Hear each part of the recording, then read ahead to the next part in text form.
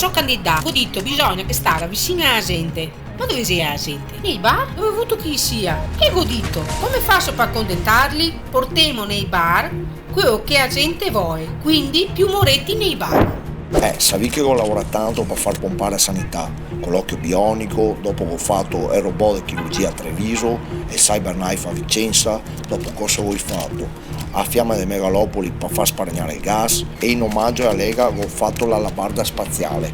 Ogni volta che arrivava Salvini diceva: Tosi, guarda che proprio così non va bene, bisogna cambiare. Tosi, adesso basta. Se andiamo avanti in sta maniera perdiamo anche i regionali, che tu capio? Tosi, sono profondamente deluso. Faccio vedere che se sono colpa mia.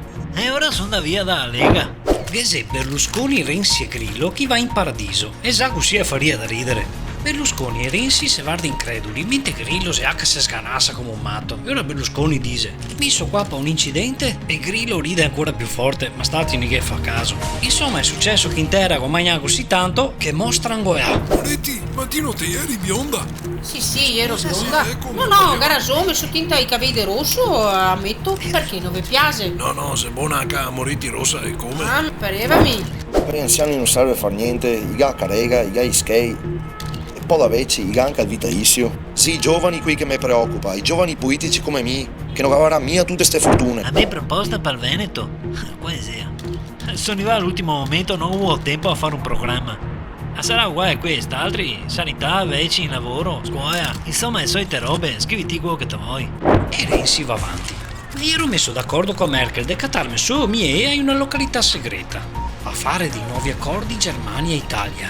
Ero là che aspettavo. A me arriva tutta a velocità, me la sotto con una Golf. I soldi di Roma ad essere spesi meglio, questa sì è a me idea. Gli skei veneti, i ga da stare in Veneto, va bene. I soldi mica, stammi scarsè a me, sia chiaro. E Salvini l'altro giorno: dai, Tosi ne beva una birra. Va bene, ho detto, Salvini va la offro a me. Insomma, alla fine noi erimo in 40. Viene fuori a Salvini e dice: Tosi, chi c'è che aveva da offrire? Vaffanculo, avevo detto, e sono da via. E ti Grillo che sei così tanto felice, come mai sei qua? A cui ero Intera. E ho visto che sei morti, gori desto così tanto che me manca il fiato.